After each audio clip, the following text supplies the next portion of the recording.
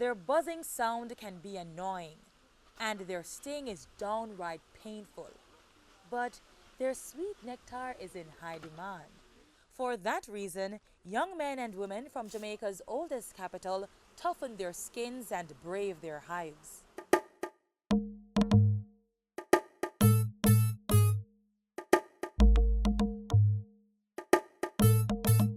We are in Job's Lane and Walks Road of Spanish Town, St. Catherine.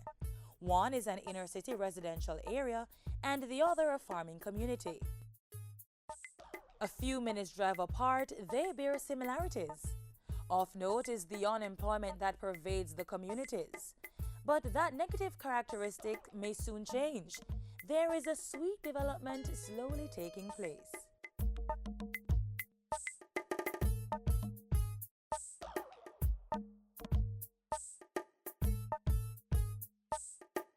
About 24 young men and women, some unemployed and a few underemployed, are busily nurturing bees daily to produce honey.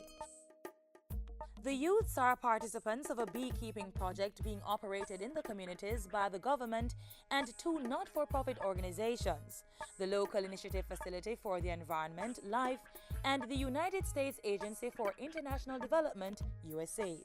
This project can hopefully fail from poverty to better life. Currently, I am not working, so hopefully this can be a business venture for me. As the government encourages more persons to get involved in small and micro enterprises, one man is living that charge. A successful beekeeper for more than 20 years, he rode to L.I.F.E, seeking help to set up an apiary in Spanish Town. He wanted L.I.F.E to help him to train as many youths as possible to become beekeepers, and as such decrease the level of poverty. I've been living in Spanish Town for a number of years, and we know all the negatives that are associated with Spanish Town. I think that if I can rescue one youth, then it would be worth it. L.I.F.E listened and sought funding from USAID. And one of the things that this project focuses on is micro-enterprise development. And each beekeeper is a business person because they are producing honey or wax or pollen that is sold and that they can get earnings from. USAID, which is celebrating 50 years of operation in Jamaica, didn't hesitate to sponsor the project. Beekeeping is an activity the agency sponsors in several countries. What we're trying to do through this project is provide economic opportunities for youth who are in communities at risk. The Local Initiative Facility for the Environment received a grant from us for over $700,000. Since August 2011, when the project started, the future beekeepers have undergone intensive training.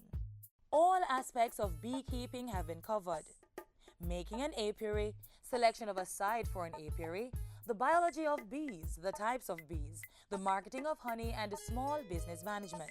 But the substantive part of the course was spent on managing the hives, because that is what it boils down to. I mean, you can know all the other things, but if you can't manage your hive or understand how to manage a hive, then you won't be successful. And the participants are indeed learning about the beekeeping process. Seal brood. These are when the young bees inside and them seal it, prepare for come out as young bees.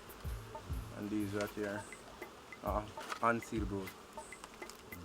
Just a leaf from the egg stage. Open brood.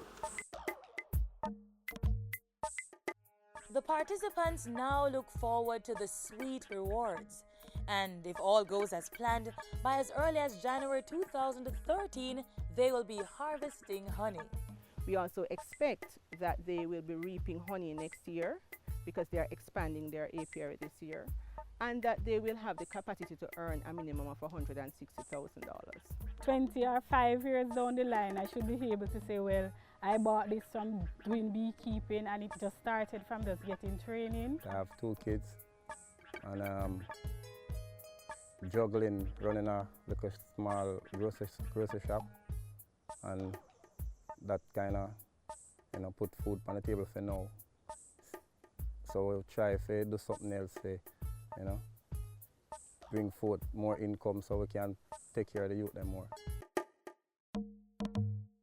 Young men and women being trained to be entrepreneurs and elevate themselves from the negatives of their surroundings.